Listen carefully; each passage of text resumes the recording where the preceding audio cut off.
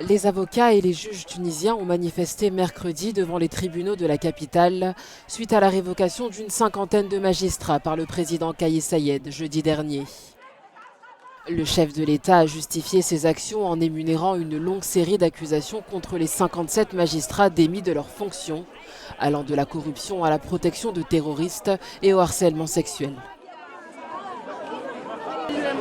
La décision de Kais Saied de renvoyer ses juges est une décision illégale, parce qu'elle ne respecte pas les lois en vigueur. Ces lois sont faites pour protéger les citoyens et les juges. Elles sont ancrées dans le droit constitutionnel de notre pays. Au cours du week-end, des centaines de juges ont voté à l'unanimité en faveur d'un sit-in et d'une grève d'une semaine.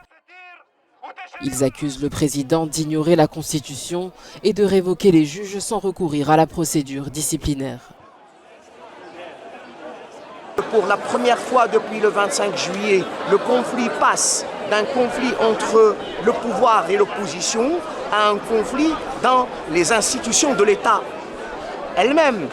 La justice, c'est une instance, c'est une institution souveraine de l'État tunisien et elle est maintenant en conflit avec la présidence de la République. C'est une nouvelle donne. Pour la première fois, l'État lui-même résiste à Kais Saied.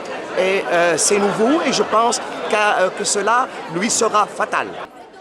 Depuis lundi, les tribunaux tunisiens sont fermés. Plusieurs avocats ont déclaré qu'ils continueraient à s'opposer aux actions du président Kais Saied, qui comprennent notamment l'abandon de la Constitution de 2014, adoptée 3 ans après la chute du régime Ben Ali.